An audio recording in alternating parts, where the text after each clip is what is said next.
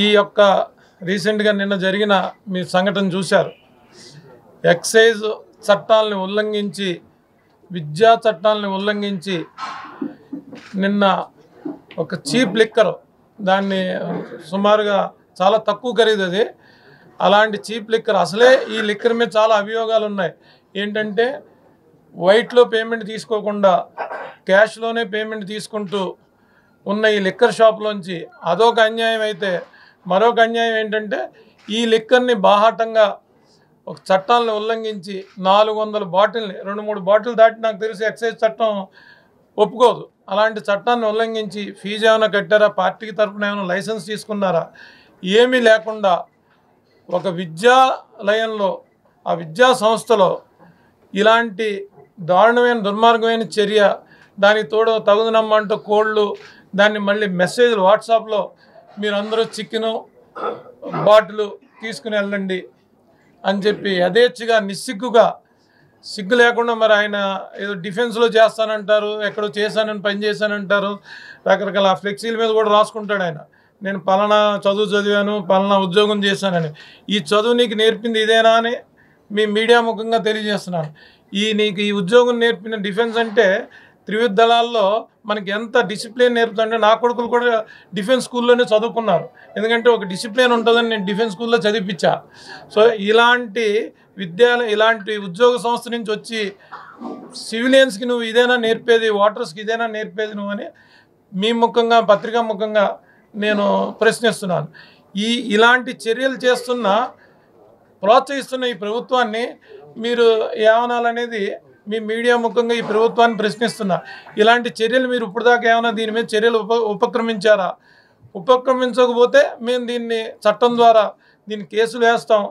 తగు డిపార్ట్మెంట్లని విద్యా సంస్థలు ఇలాంటి వాటికి ఆలవాలంగా చేయడానికి ఎవరు దీన్ని పర్మిషన్ ఇచ్చారు?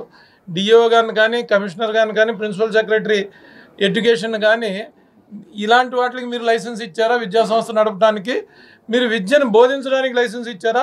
అసలు ఎన్ని లైసెన్సుల మీద ఎన్ని స్కూళ్ళు నడుస్తున్నాయి, ఎన్ని కాలేజీలు నడుస్తున్నాయి అనే దాని మీద కూడా మేము దీని మీద ఖచ్చితంగా ప్రశ్నించడం జరుగుతుంది. దాని తగు సమాధానం రాబట్టేదాకా మేము దీని మీద అవిశ్రాంతంగా పోరాటం చేస్తాం. విశ్వసనీయత అనేది నాకన్నా ముందు మీరు మాజీ అధినేతను అడిగితే విశ్వసనీయత గురించి ప్రజలందరూ, మీడియా సోదరులు మీరు అందరూ చెప్తారు. ఏంటంటే ఆళ్ళ రామకృష్ణారెడ్డి అనే ఆయన ఎన్ని సంవత్సరాల నుంచి అవిశ్రాంతంగా జగన్మోహన్ రెడ్డి గారితో కాల్లో కాలు, చేయిలో చేయేసి నడిచాడు. సీతంరావు సుధాకర్ అనేవాడు రాజశేఖర రెడ్డి గారి దగ్గర నుంచి విజయమ్మ గారి దాకా, జగన్మోహన్ రెడ్డి దాకా ఏం సేవలు అందించాడు, ఎంత ఖర్చు పెట్టాడు, ఏమేం కార్యక్రమాలు చేశాడు.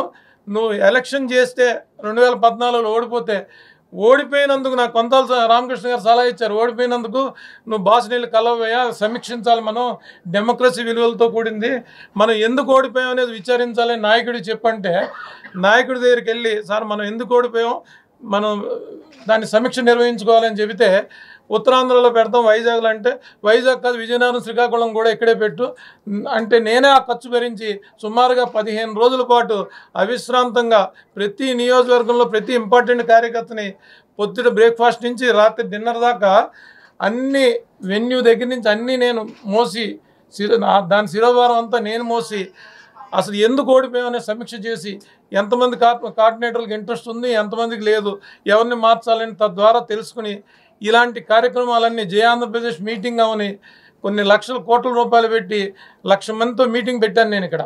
ఇవన్నీ విజయసాయి రెడ్డి గారికి తెలుసు, జగన్మోహన్ రెడ్డి గారికి తెలుసు. నేను ఏమేమి పనులు చేశాను, ఎన్ని కోట్ల రూపాయలు ఖర్చు పెట్టాను, ఎంతమందిని పార్టీలోకి తీసుకొచ్చాను, ఎంతమందిని పార్టీలో చేర్చాను, నన్ను ఏ విధంగా జగన్మోహన్ రెడ్డి గారు చూసుకున్నారు, ఏ రకంగా నాకు విలువనిచ్చారు, ఎంత అవమానకరంగా నాకు ఏ రోజుకు ఆ రోజు అవమానమైన రీతిలో నన్ను ట్రీట్ చేశారనేది ప్రజానికానికి తెలుసు, ఇప్పుడున్న ఎమ్మెల్యేలకు తెలుసు, మంత్రి పదవులు అనుభవించిన వాళ్ళకి తెలుసు, అనుభవిస్తున్న వాళ్ళకి తెలుసు, ఎంపీలకు తెలుసు. నా ద్వారా ఎంతమంది ఎంపీలు ఇప్పుడు ఉన్నారు, ఎంతమంది మంత్రులు జాయిన్ అయ్యారు, వాళ్ళు ఎంతమంది మంత్రులు అయ్యారు అందరికీ తెలుసు. ఈ రాష్ట్ర ప్రజానికం తెలుసు, అపోజిషన్ పార్టీలకు కూడా చాలామందికి తెలుసు. ఈ వైజాగ్లో మరీ ముఖ్యంగా వైజాగ్లో ఉన్న పొజిషన్, అపోజిషన్ ఇద్దరు నాయకులకు కూడా నేనేం చేశాను, ఈ పార్టీకి ఏం చేయగలిగాను, ఏం చేస్తున్నాను అనేది కూడా అందరికీ తెలుసు. నాకేం చేసింది పార్టీ అని కూడా తెలుసు. ఇదే జగన్మోహన్ రెడ్డి గారు విశ్వసనీయత గురించి ఆర్కేకి ఏం చేశారు, మర్రి రాజశేఖర్ అనేవాడిని ఎమ్మెల్సీ ఇచ్చి క్యాబినెట్లోకి తీసుకుంటా అన్నారు. మనం తిప్పను, మాట తప్పను, విశ్వసనీయత నాకన్నా గొప్పవాళ్ళు లేడని చెప్తారు. మేము కూడా చాలా సార్లు డబ్బాలు ఊదాం మీ దగ్గరే. ఇలాంటి డబ్బాలు ఊదిన వాళ్ళు మేము కూడా ఉన్నాం అందులో. నేనేం తప్పు ఒప్పుకుంటున్నాను, నేను కూడా చెప్తున్నా మీ ముఖంగా. వాళ్ళ పరిస్థితి ఏముంది, సొంత చెల్లెలు గారి పరిస్థితి ఏంటి, నా పరిస్థితి ఏంటి అనేది మీరు బేరీజ్ వేసుకోండి. మరి అలాంటి చీప్ లిక్కర్ తయారు చేస్తున్నాం ఎక్కడా లేదు. ప్రభుత్వంలోని కొంతమంది పెద్దలే దీన్ని తయారు చేసి అమ్మే విధానం నాకు తెలిసి ఇండియాలో ఎక్కడా లేదు. ఇక్కడే దాపురించింది.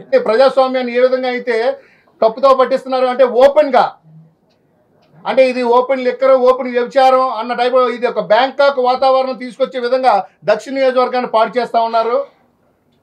అటువంటి నాయకులకు బుద్ధి చెప్పడానికి ప్రజలందరూ కూడా సిద్ధమవుతూ ఉన్నారు. ఈవేళ ఎంతోమంది తల్లిదండ్రులు మాకు రెఫరెన్స్ చేశారు, రామబాణంలో సీట్ ఇప్పించండి, మేము విద్య నేర్చుకుంటాం, మా పిల్లల్ని చదివించుకుంటాం అని చెప్పేసి. ఈ రోజున అదే తల్లిదండ్రులు మళ్ళీ మా వద్దకు వచ్చి మీరు జాయిన్ చేసిన రామబాణంలో మా విద్యార్థుల చేత లిక్కర్లు, ఫుల్ బాటిల్లో కోళ్ళు పట్టుకునే విధంగా ఈ విధంగా తయారు చేస్తూ ఉన్నారు మా విద్యార్థుల్ని. ఇది సవ్వు అని చెప్పేసి తల్లిదండ్రులు అందరూ కూడా మమ్మల్ని ప్రశ్నిస్తూ ఉన్నారు. అదేవిధంగా ఒక మనిషి దగ్గర 3 ఫుల్ బాటిల్ కన్నా ఎక్కువ ఉండకూడదు. సుమారు 400 నుంచి 600 ఫుల్ బాటిల్ మద్యం బాటిళ్ళు ఒకే వ్యక్తి దగ్గర ఆ విద్యాలయాల్లో, రామబాణం విద్యాలయాల్లో ఏ విధంగా ఉన్నాయని చెప్పేసి ఎక్సైజ్ అధికారులు మేము సూటిగా ప్రశ్నిస్తూ ఉన్నాము. ఎక్సైజ్ అధికారులు కూడా దీనిపైన చర్యలు తీసుకొని ఆ రామబాణం మీద, అలాగే రామబాణం ఏదైతే కోడ్ ఉంటుందో ఇంటర్ ఎడ్యుకేషన్ కోడ్, ఆ కోడ్ ఒకే కోడ్ మీద 3 విద్యాలయాలు రన్ చేస్తున్నారని చెప్పేసి కూడా ఒక ప్రముఖ దినపత్రికలో రావడం జరిగింది. దీని మీద కూడా డిస్ట్రిక్ట్ డిఈఓ కూడా వెరిఫై చేసి తగు చర్యలు తీసుకోవాలి. లేదంటే మాత్రం ఆర్టీఐ యాక్ట్ ద్వారాగా సమాచారం సేకరించి దీనికి సపోర్ట్ చేస్తున్న ఎక్సైజ్ అధికారులకు కానివ్వండి, ఎడ్యుకేషన్ అధికారులకు కానివ్వండి, వారిపైన కూడా రాబోయే రోజుల్లో మేము చర్యలు తీసుకుంటామని చెప్పేసి మీడియా ద్వారా తెలియజేస్తా ఉన్నాం.